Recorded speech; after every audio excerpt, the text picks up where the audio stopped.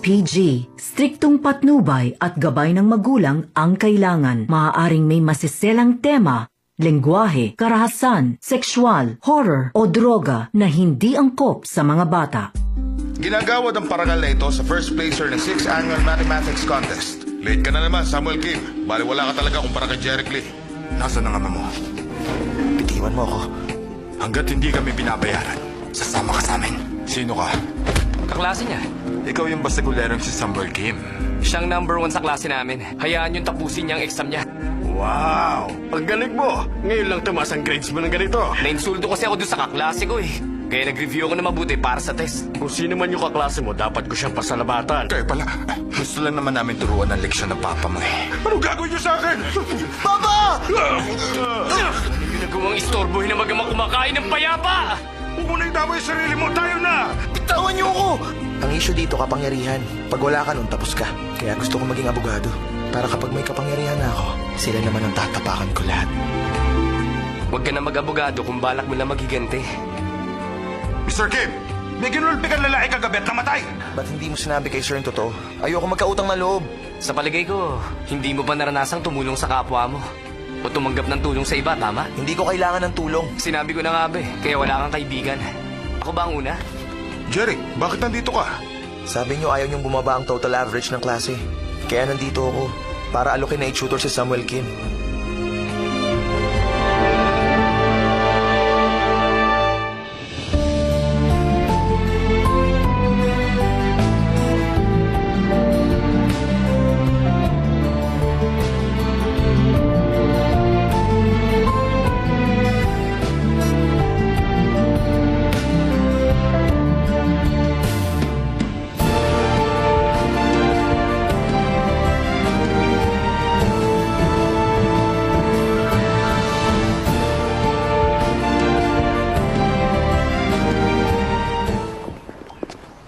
Mr. Jin!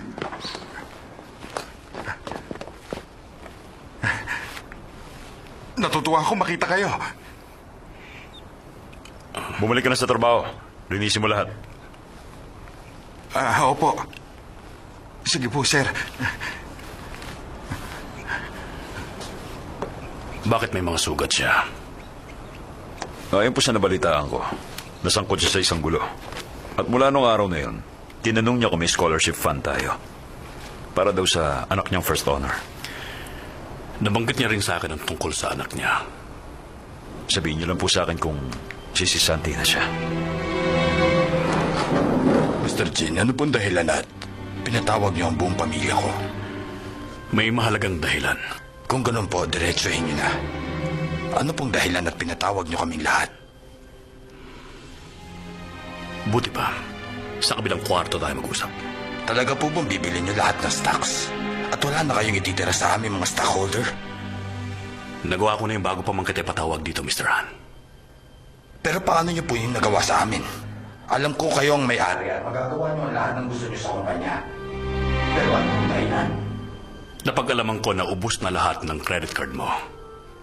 Pero kahit na ganon, nagawa mo pa rin bayaran ng cash ang tuition ng anak mo. Ang perang ginamit ko ay nagmula sa ipon ko. Kahit po kailan, hindi ako nagnakaw ng pera mula sa kumpanya. Kung totoo nga yan, malalaman ko sa susunod na meeting.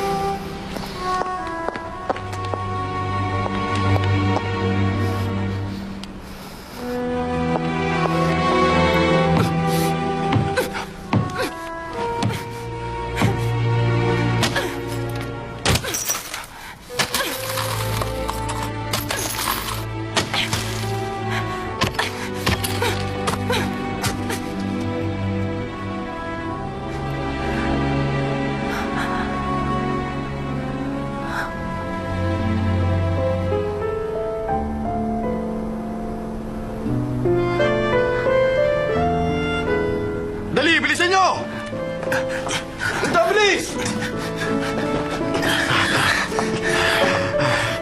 Miss, may nakita kang lalaking dumaan. Payat siya at nakaasul na pantaas.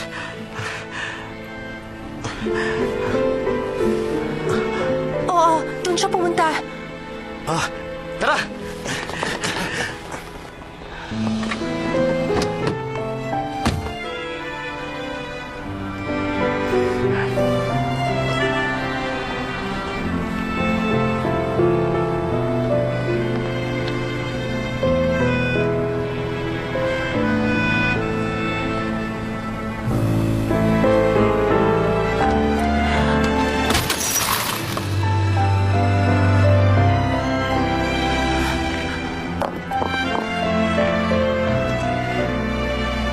Salamat.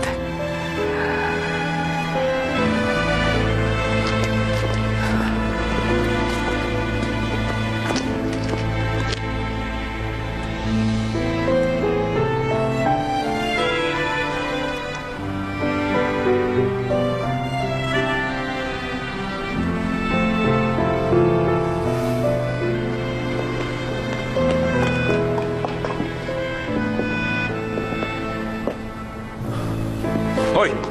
Ikaw! Ano nangyari sa kotse ni sir? Ewan ko po. Napadaan lang ako.